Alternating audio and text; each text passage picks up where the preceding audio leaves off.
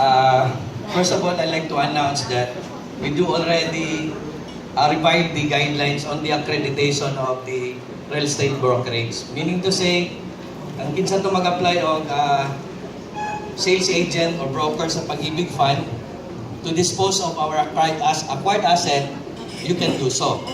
Be it individual or by group. We do have a guidelines here. This was signed last January 19, 2017. So if you could may kopya na tayo, may insider kami. Visit ang website para makita ninyong requirements dito. In fact, this guidelines was actually created. It's because 10 years ago, I'd like to announce to the group that 10 years ago, we do already have accredited real estate brokers in Gensan. I'd like to mention the name. It's Roger Pare.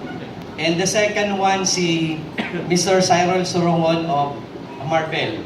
And they have disposed of quite a number of acquired assets. And hopefully with this group, nga nagad ako, I hope that you could help us dispose of our acquired asset, especially katong mga hard-to-sell assets like Indonia Solidad. So daghan na sila diha mga acquired assets. Okay. As far as housing is concerned, our chairman, HADSI chairman, do have that program, the so-called Countryside Housing Initiative. This is actually in tandem with HADSI, HLURB, LGU, and Pag-ibig Fund.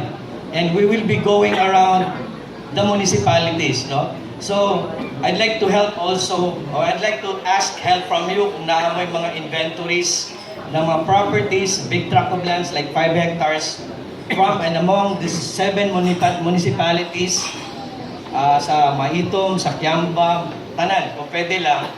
Okay, we do have a standing order that Gensan branch or all branches nationwide should have at least one project under this Countryside Housing Initiative. So we'll be talking this June sa Maasim. They do have a 5 hectare and then sa Kling. Okay?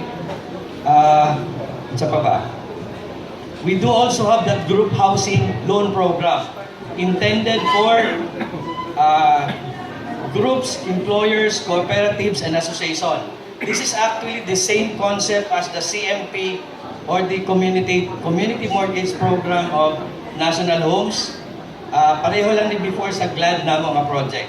We have one here in Gensan again, which is Creshelter Homeowners Association. Unfortunately, dili siya naging GLAD. It's because, mawala na ba, the moment pasukan of personal interest of project, naging sad. it will not really good, no?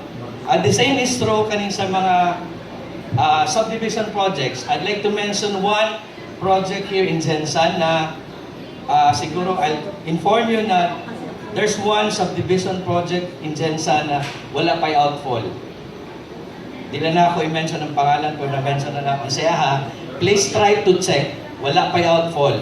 So, being real estate broker, I think it's also your responsibility na kung pwede, inform the developer na ma'am, wala pa na-install ang house outfall. So, dapat mag-comply ang developers sa standards and especially sa development sa subdivision. So, I think that's all. And one thing When you more, say outfall, what's that, sir? actually, sir, it's the, okay, wala siya. It's the main sewage system, disposal.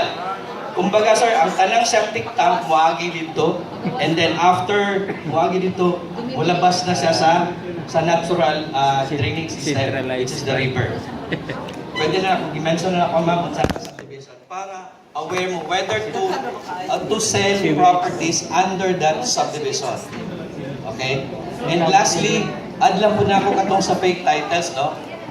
There are two kinds of fake titles. One can be easily identified. Those titles that are being faked by, in the case of Manila, sa Armita and Computer Center. And katong lisod nga, i-determine nga fake titles are those titles being faked by the agency themselves. So that's all. Okay, thank you.